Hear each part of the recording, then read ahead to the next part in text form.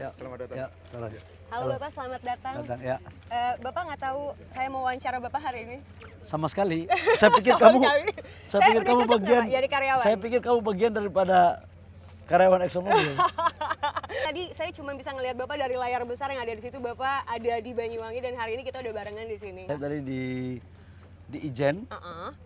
Habis itu turun ke kota, pindah pesawat lagi, masuk lagi sini. Langsung ke sini. Wow, sungguh rutenya panjang sekali kehidupan Pak Bahlil Ya, dalam satu hari. Begitulah dalam rangka menerjemahkan dan menjalankan perintah Bapak Presiden Prabowo untuk harus kita kedaulatan energi, meningkatkan lifting, dan kita harus swasembada energi. Makanya tadi kita peresmian PLTP di Banyuwangi. Dan hybrid bareng sama beberapa kepala daerah Ya, dari 15. Ada 15 tadi, 15 paralel semuanya. Jadi kalau kita pemerintah hanya di belakang meja hanya perintah-perintah, nggak tahu situasi lapangan, kemudian feeling nggak ada, itu susah. Tapi kalau kita mampu berbaur, berkomunikasi, ada intuisi, ada pemahaman bersama, saling support gitu. Itu kenapa saya datang pada hari ini. Makanya perksnya beda ya Pak ya. Jadi Menteri ESDM dari sebelumnya Bapak Menteri Investasi, oke pekerjaannya banyak, urusan teknis juga di Kepala BKPM. Kok sekarang tuh mungkin kayak ketemu banyak orang, lebih Bapak banget kali gitu ya Pak ya pekerjaannya, atau gimana sih Pak? Ya mungkin karena dulu saya juga jadi pengusaha kali ya.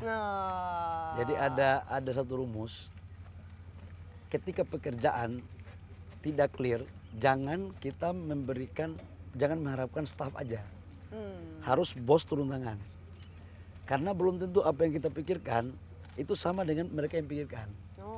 Jadi ada bisa membangun solusi, ada semacam intuisi gitu.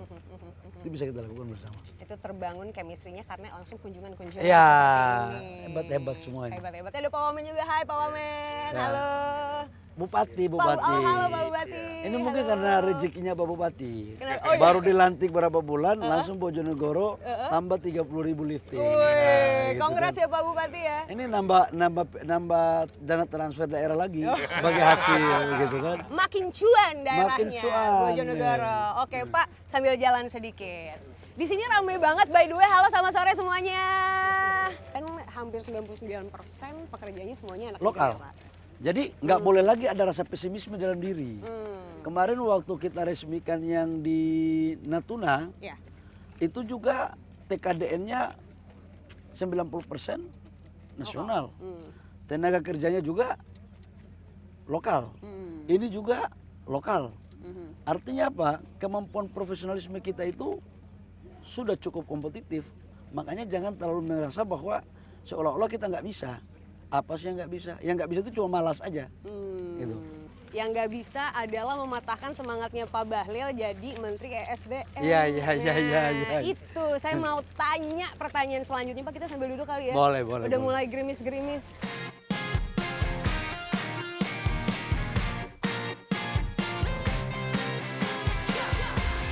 Bapak, yang tadi udah saya mention, apa yang bikin Bapak mau menerima mandat jadi Menteri ESDM? Wah, pertanyaannya kok berat banget ya. Yang pertama, setiap warga negara yang cinta negaranya ketika diberikan perintah untuk ikut mengambil bagian dalam membantu tugas-tugas negara, termasuk dalamnya adalah jadi menteri, menurut saya wajib untuk dilaksanakan. Kalau sudah negara memanggil, ya harus dong, nasionalisme kita harus ada di situ. Bahwa waktu itu Bapak Presiden Prabowo memanggil saya dan memerintahkan untuk menjadi Menteri SDM, itu menjadi tanggung jawab besar menurut saya. Sekalipun hampir 5 tahun saya menjadi Menteri Investasi, apalagi saya tidak mempunyai latar belakang di bidang oil and gas. Oh iya, kan Bapak pengusaha tapi? Ya, saya pengusahanya di tambang, di kebun, di hutan ya. Tapi saya pikir awalnya susah. Ternyata ya kalau kita tekuni, kalau kita mau belajar dan kita mau mendalami, selalu ada solusi kok. Ada dua cara konsep berpikir. Ada satu by design, ada satu konsepnya tiba saat tiba akal. Dan untuk mencapai tiba saat tiba akal itu adalah orang harus mempunyai leadership. Orang yang harus mempunyai pengalaman lapangan, dan orang yang betul-betul mau fokus untuk mencari solusi. Tiba saat tiba akal tuh berarti kayak the power of kepepet gitu kali ya Pak? Ya beda-beda Iya, tipis beda lah. tipis. Beda-beda tipis. Oh, oke. Titipan dari Pak Prabowo, kenapa ibarat kata kalau misalnya emang Bapak nggak ada latar belakang di situ, nekat banget nunjuk Pak Bahlil jadi Menteri SDM? Itu Pak Presiden yang paling tahu lah. Saya nggak boleh Di-spill. mengomentari sesuatu yang saya tidak tahu. Oke. Tetapi mungkin dalam waktu saya menjabat 5 tahun di investasi, dengan plus minusnya pasti Pak Presiden lah yang bisa berhak menilai siapa yang cocok, pas dan pantas di membidangi masing-masing kementerian. Nah, akhirnya udah lebih dari 1 semester nih Bapak ngejabat sebagai Menteri SDM gitu. Dari semua jabatan, dari mulai jabatan-jabatan Bapak yang lalu gitu, ya, Menteri Investasi, Kepala BKPM, mana yang lebih seru, mana yang lebih menantang Pak? Sama-sama menantang sih sebenarnya. Oh ya? Semuanya menantang. Di investasi juga kan menantang karena kita harus meningkatkan pertumbuhan ekonomi kita. Di investasi itu 30% kontribusi pertumbuhan ekonomi itu dari sisi investasi. Saya waktu itu masuk total investasi kita di 2019 795 triliun. Saya meninggalkan Kementerian Investasi dengan total investasi kita sudah mencapai 1.450 triliun. Menuju 1.650 triliun di tahun 2024. Nah, bedanya dengan di SDM adalah SDM saya harus mengurus rakyat. Meningkatkan lifting itu sama dengan meningkatkan pertumbuhan ekonomi. Oke. Menuju kedaulatan. Meningkatkan lifting itu adalah untuk mengurangi impor minyak kita. Dan ingat, negara kita ini pernah menjadi salah satu negara eksportir minyak. Nah, sekarang kita impor kurang lebih sekitar 1 juta barel per day. Padahal pernah tahun 96-97 kita ekspor 1 juta barel per day.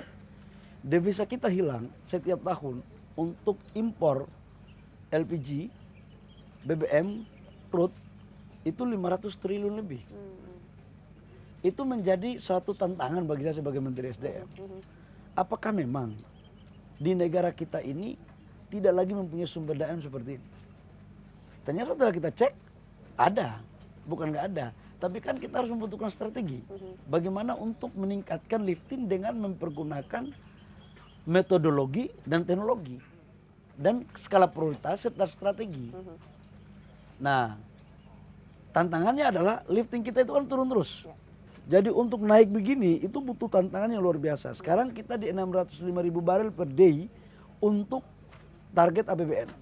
Oke. Sekarang setelah saya hitung hari ini tambah 30.000, 630. insya Allah mencapai target. Artinya dari 2015-2016 sampai ke 2025 ini baru bisa kita naikkan lagi. Oke, berarti yang tadi Bapak sebutkan dengan dibawa kepemimpinan Bapak di Menteri ASDM sudah bisa mencapai target-target. Itu bisa diartikan sebagai salah satu capaian di semester awal jabatan Bapak sebagai Menteri SDM kah? Saya melihat bahwa itu tidak terlepas dari arahan Bapak Presiden Prabowo. Bapak Presiden Prabowo sebagai presiden pemimpin tertinggi itu selalu mengarahkan kami. Menteri itu kan pembantu. Menteri itu pembantu. Jadi menteri itu bukan bos. Bosnya menteri itu presiden. Jadi apa yang terjadi hari ini itu semuanya karena atas pemikiran, gagasan, dan arahan Bapak Presiden. Tugas saya sebagai pembantu adalah mengeksekusi gagasan itu. Mengeksekusi tujuan itu. Dan kalau ada masalah, ya itu tugas menteri, tugas pembantu untuk menyelesaikan masalah itu. Beresin lah pokoknya. Ya itu Kelar. tugas abdi dalam kan begitu, selesaiin. Oke, nah Pak, kayaknya ketemu Pak Bahlil nggak sah kalau saya nggak ngobrol tentang hal ini yang juga lagi sedang ramai di mana-mana Pak. Setelah kemarin aktivis Greenpeace bersuara, semua orang akhirnya menjadi ikut bersuara untuk save Raja Ampat gitu Pak. Setelah viral dulu akhirnya baru pemerintah concern soal ini. Terakhir adalah 4 yang udah dicabut izinnya, 1 yang masih lanjut. Sebenarnya saya nggak setuju kalau ada satu pemahaman, pemikiran bahwa seolah-olah viral dulu baru bertindak. Emang enggak Pak? Karena kita itu pemerintah sudah berpikir jauh hari. Perpres nomor 5 tahun 2025 itu tentang penataan lahan, kehutanan dan pertambangan. Itu sudah ada satgasnya dan kita sudah bekerja. Cuma kan kalau kita bekerja kan tidak setiap hari kita umumkan pekerjaan itu. Nah, tetapi waktu itu adalah ketika ada informasi yang menyatakan bahwa Payemo ini kan mahkotanya Pianemo ini kan mahkotanya Raja Ampat untuk wisata. Ada waktu itu gambar yang dikeluarkan oleh masyarakat bahwa seolah-olah Payemo ini udah rusak. Ada lokasi pertambangan. Ya saya kaget juga. Sebagai anak dari Papua kaget. Kagetnya tidak ada itu Payemo lokasi pertambangan. Tapi oke, untuk tidak membuat saya penasaran terus atas koordinasi dengan Pak Presiden, koordinasi dengan Pak Seskap, saya harus mengecek benar nggak ini. Ya saya turun, biar tidak ada dusta di antara kita. Saya minta kepada teman-teman media liput apa adanya agar rakyat kita, masyarakat kita tersajikan dengan data-data yang baik dan benar. Ternyata apa yang terjadi? Di sana saya pakai heli, melihat, saya suruh media ambil gambar dari atas, ya Payemo kita nggak ada masalah. Tidak seperti apa yang diperlihatkan di medsos itu. Kita ke Pulau Gak, karena yang dibawa lagi itu PT Gak Nikel. Dari Payemo ke Gak Nikel itu 42 km. Kita menyeberang ke sana lagi. Ternyata sampai ke sana, pengelolaan tambang di PT Gak itu kan dilakukan sejak eksplorasinya itu tahun 72 eksplorasinya. Izinnya itu kontrak karya tahun 98. Produksinya baru mulai tahun 2018. Areal yang dibuka itu 260 hektar lebih. Dan proses untuk penambangannya itu memenuhi kaidah pertambangan semuanya. Jadi nggak ada itu tambang yang dibuka, pohonnya nggak ditebang. Di dunia manapun termasuk di Eropa. Pohonnya pasti ditebang, yang penting adalah setelah penebangan, tambangnya sudah selesai, dilakukan reklamasi ulang. Untuk dilakukan penghijauan. Dan itu kan sudah memenuhi kaidah-kaidah AMDAL. Jadi, ya saya mohon maaf harus mengatakan, tak seindah apa yang diberitakan itu. Tak seburuk apa yang diberitakan itu. Ya, saya tidak mengatakan seburuk, ya terindah aja gitu kan. Kata Bapak, tak seindah gitu. yang itu gitu loh. Jadi ya dari situlah kemudian kita harus jujur bahwa kita harus pandai memilah-milah mana informasi yang benar. Jangan pakai AI lah. Pak, saya yakin, tapi concern masyarakat soal ini kan karena Raja Ampat sebagai the last paradise kan Pak, dilindungi sama UNESCO. Walaupun tadi Bapak bilang jarak terumbu karang Pianemo sama Pulau Gak itu sekitar 40 km, tapi kan itu satu lahan konservasi. Kalau satunya rusak, akan ngaruh rusak ke yang lain. Makanya kalau baru tahu Raja Ampat baru setengah, jangan merasa paling tahu. Raja Ampat itu terdiri dari 15.000 pulau. 3 pulau besar. Yang dimasuk dalam konsesi UNESCO sebagai konservasi geopark itu kan ada petanya tuh. Ada peta wilayahnya itu. Di Pulau Gak itu melewati Laut Biru. Pulau Gak itu dekat dengan Maluku Utara. Saya pikir nggak sampai sebegitulah. Tapi oke lah. Tapi kan kita sudah tata dengan baik. Kita cek di sana. Bapak concern soal ini. You take it seriously. Itu kampung saya, Mbak. Gitu. Kalau orang lain aja punya konsen, apalagi saya. Saya akan double konsen. Tapi jangan sampai konsen orang itu ada udang di balik batu. Ada pesan-pesan terselubung yang ingin negara kita tidak maju untuk membangun hilirisasi. Itu loh. Jangan ada urusan antara kita lah. Saya sih enggak sih Pak. Juga saja. Bapak gini, saya diburu-buru katanya Bapak ngejar pesawat nih ya. Tapi sebelum saya menuju ke pertanyaan-pertanyaan terakhir dari hari ini menarik banget, harus ditanya langsung ke Pak Bahlil karena mumpung saya ketemu. Saya sejak menjabat jadi menteri, ada berbagai banyak rentetan kontroversi yang bikin Bapak selalu menjadi trending topik. Ada aja setiap hari yang viral soal Pak Bahlil. Kita lihat tayangannya. Om suka itu. Bapak antri, semua kita layani, tidak ada kelangkaan, oke? Ya, Saya sekarang lagi masak, Pak. Saya tinggal demi gas. iya. Kita layani Bapak. Bukan masalah antri gasnya. Anak kami lapar, butuh makan, butuh kehidupan, Pak.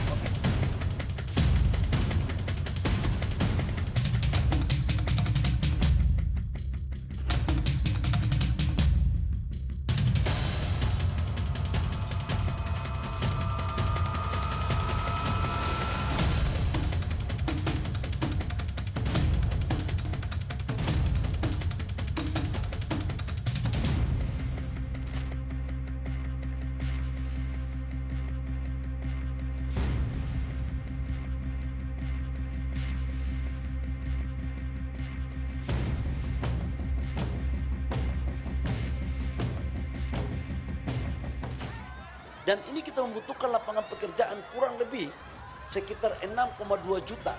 Jadi kalau ada yang mengatakan bahwa lapangan pekerjaan tidak ada, jangan kufur nikmat gitu.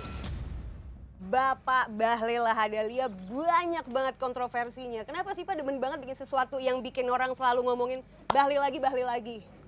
Saya juga bingung itu. Saya nggak pernah membuat sesuatu yang mengarah kepada kontroversi. Nggak ada itu.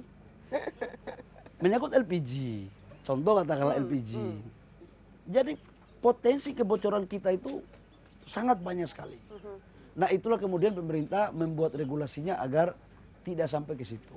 Jadi kita pingin subsidi itu tepat sasaran. Tapi bahwa ada kelemahan-kelemahan, memang selama ini kan sudah ada yang nyaman dengan itu. Jadi Nyaman? kita nyaman dengan kejadian yang ada. Ya oke. kita pingin untuk melakukan perubahan, penataan untuk kebaikan. Jadi saya pikir nggak ada masalah dan sudah terjadi kan. Dalam posisi seperti itu, ketika ada masalah, ya saya sebagai pimpinan daripada ESDM harus ambil alih tanggung jawab. Pemimpin jangan jadi cemeng. Pemimpin kalau nggak ambil tanggung jawab jangan jadi pemimpin. Saya tidak dibesarkan dan tidak diajarkan dalam organisasi sejak saya kuliah itu menjadi pecundang, nggak ada. Kita harus berani ambil tanggung jawab dan bisa menyelesaikan masalah. Itu yang paling penting. Dan keberanian Bapak ini selalu mengundang banyak komentar masyarakat sampai akhirnya viral lagi semua yang Bapak omongin. Ya, saya kan sedang bekerja untuk menjalankan apa yang diperintahkan dan apa yang diamanahkan oleh negara. Selama saya ingin memperbaiki negara, selama saya ingin menjalankan tugas yang baik, Ya. tapi kalau ada yang nggak suka dengan perbaikan itu, ya saya kan berpikir harus lebih banyak yang menyelamatkan rakyat. Bapak isu nggak sih kalau selalu dibikin meme-nya, diomongin jadi trending topik Twitter gitu, Bapak isu nggak sih? Saya Mantap nggak nggak sih Pak? terlalu. Saya nggak pernah baca itu sosmed. Nggak pernah baca? Oh iya? Saya itu baca undang-undang, baca keputusan presiden, Itu kok kangenin loh. baca Luar biasa. baca tugas saya, ya, baca hal-hal yang produktif. Yang tidak produktif ngapain saya baca? Nggak Dan perlu ya, Pak? sebagai negara demokrasi kan, silakan orang mengoreksi kita. Oke. Dan saya juga tahu kok kalau di sosmed itu tidak semuanya orang yang mengetik, ada mesin juga yang mengetik. Jadi udahlah, ini tahu sama tahu aja. Sama-sama tahu aja. Pak, pesan buat haters Pak kalau kata anak sekarang. Ya baik-baik saja. Ya, yang pintar-pintar memilih informasi dan mempercayai informasi. Jangan terjebak. Di era geopolitik yang seperti sekarang, di negara lain itu tidak baik aja mereka kompak, apalagi yang baik. Ini kan politik divided impera gaya baru. Tapi oke lah nggak apa-apa. Kalau saya sih selalu memaafkan. Karena Allah saja ketika umatnya sudah meminta maaf, Allah itu memaafkan. Apalagi saya sebagai umat manusia. Oh gitu. Jadi kita nggak boleh bertindak melebihi batas yang Allah berikan itu. Jadi enjoy aja.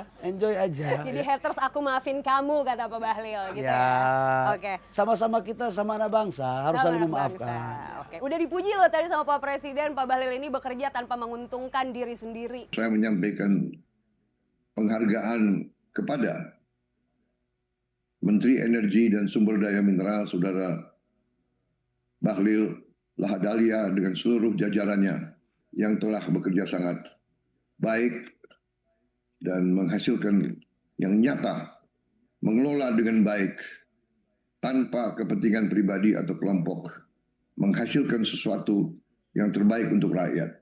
Justru kata-kata ini saya nggak dengar ya. Oh masa?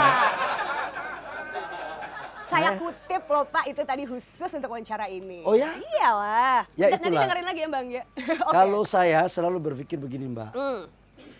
Kita jangan pernah mengingat kebaikan kita kepada orang lain, kepada negara, sekalipun itu besar. Tapi ingatlah kebaikan orang lain kepada kita dalam membangun negara, sekalipun itu kecil. Artinya kalau prestasi jangan kita ingat. Yang tidak berprestasi, yang masih kurang, itu yang kita ingat supaya kita melakukan perbaikan. Itulah kodrat ilahi sebagai manusia. Pak Bahlil udah cukup merasa cukup baik dan berprestasi untuk negara ini. Saya belum merasa itu. Saya belum merasa itu. Karena saya belum merasa cukup berprestasi, maka saya berusaha terus. Kalau saya sudah berprestasi, orang nggak kritik saya lagi. Tapi kritik itu bagi saya vitamin. Gitu ya Pak? Iya, itu gizi baru. Yang terus kita berinovasi dan kita harus memberikan yang terbaik bagi rakyat, bangsa dan negara. Oh, jadi nggak apa-apa haters kalau mau kritik terus. Ya. Pak terakhir untuk menutup wawancara ini, target dan juga ambisi seorang Bahlil Lahadalia. Please. Target saya apa ya? Saya tuh gini Mbak ya. Saya tuh orang kampung. Saya tuh dari Papua, datang ke Jakarta pun dengan sepatu miring. Sepatu miring? Sepatu miring karena jalan kaki kan miskin kan gitu kan. Oh. Tidur dari musola ke musola. Nggak pernah terbayang hidup saya kan seperti ini. Jadi nggak ada ambisi pribadi saya. Saya hidup saya air mengalir aja. Saya tahu diri kok ukuran baju saya S, nggak M. Tapi kalau sekarang ada M plus sedikit, itu karena pemberian dari Allah Subhanahu Wa Taala dan kepada pimpinan negara. Jadi secara pribadi saya hanya memberikan yang terbaik untuk negara. Saya hanya mau bekerja, bermanfaat sebagai umat muslim kan dalam konteks agama itu kan ada dua. Hablum minallah dan hablum minan nas. Turunan dari hablum minan nas itulah rahmatan lil alamin. Sebaik-baiknya orang itu harus bermanfaat dan berguna bagi orang lain. Hanya itu yang saya ingin lakukan. Tidak ada yang lain-lain lagi. Mbak, saya di usia 42 tahun udah jadi menteri. Ini nyombong kan berarti ya? Enggak, bukan sombong. Oh bukan ya? Ini apa yang terjadi. Oh benar-benar. Apalagi yang saya mau cari. Saya cuma hanya ingin mewakafkan diri saya, baik moral maupun material, untuk negara, untuk mengurus rakyat. Dan itulah konsekuensi dari seorang yang ditunjuk menjadi pembantu presiden. Santai aja. Hidup itu jangan terlalu dipikirin. Iya benar. Oke deh, saya jadi nggak mikir lagi deh. Abis ini saya mau jadi menteri juga ya Pak ya, nanti suatu hari mungkin Bapak memotivasi saya loh untuk bisa punya target hidup kalau mau lebih jadi panjang. menteri, siapkan dulu untuk dicemooh orang. Oh.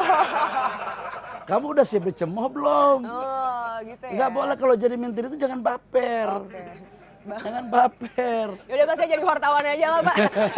Saya suka temenan soalnya. Pak Bahlil terima kasih banyak udah menyisakan waktunya di tengah semua kesibukannya. Semoga bisa ketemu di kesempatan yang waktunya lebih panjang ya Pak. Boleh. Boleh kan? Boleh. Boleh ya Bang Gia, boleh ya? SCTV siapa takut? Wah.